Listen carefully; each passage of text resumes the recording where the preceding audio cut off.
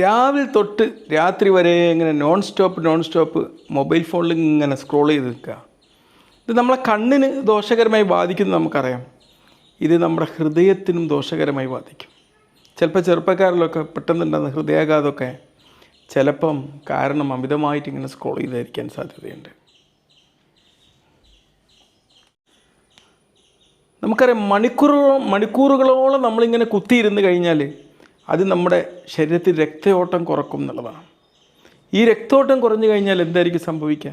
ഇത് നമ്മുടെ ശരീരത്തിൽ രക്തം കട്ട പിടിക്കാൻ കാരണമാകും. അതിലൂടെ നമുക്ക് ഹൃദയാഘാതം ഉണ്ടാക്കും, നമ്മളുടെ BP കൂടാൻ സാധ്യതയുണ്ട്, അമിതവണ്ണം ഉണ്ടാക്കും. ഇതിലൂടെയൊക്കെ നമ്മൾ ഹൃദയാഘാതമൊക്കെ ഉണ്ടാക്കിയിട്ട് അടിച്ചു പോകാൻ സാധ്യതയുണ്ട്. അമിതമായി സ്ക്രീൻ ഉപയോഗിച്ചാലുണ്ടാകുന്ന ചില മുന്നറിയിപ്പുകൾ നമ്മൾ ഒരിക്കലും അവഗണിക്കാൻ പാടില്ല. വല്ലാത്തൊരു ദുർബലാവസ്ഥ, ശരീരമൊക്കെ എപ്പോഴും ഇങ്ങനെ ക്ഷീണിച്ച് പോകുന്നൊരവസ്ഥ, തലവേദന, ഉറക്കമില്ലാത്തൊരവസ്ഥ, പിന്നെ നമ്മുടെ ഹൃദയത്തിൻ്റെ താളത്തിലുണ്ടാകുന്ന വ്യതിയാനങ്ങൾ, ഒരുപാട് ആശങ്ക ഉണ്ടാക്കുക. ഇതുപോലുള്ള എന്തെങ്കിലും വാർണിംഗ് സൈൻസൊക്കെ നമ്മൾ കാണുകയാണെങ്കിൽ അത് നമ്മൾ ഒരിക്കലും അവഗണിക്കാൻ പാടില്ല കേട്ടോ. ഇത് വരാതിരിക്കാനുള്ള പ്രതിരോധം വളരെ എളുപ്പമാണ്.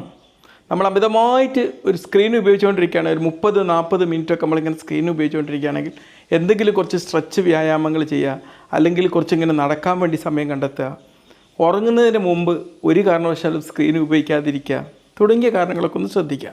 നമ്മുടെ ഹൃദയം ഏറ്റവും ഇഷ്ടപ്പെടുന്നത് നമ്മുടെ ശരീര ചലനങ്ങളും ബാലൻസും റെസ്റ്റും ഒക്കെയാണ്. നമ്മുടെ ഹൃദയത്തെ സേഫാക്കാൻ വേണ്ടി വല്ലപ്പോഴായിട്ട് നമ്മൾ നമ്മുടെ ടെക്നോളജിയിൽ നിന്ന് ഡിസ്കണക്ട് ചെയ്യാൻ വേണ്ടി സമയം കണ്ടെത്തുക. ഓക്കെ.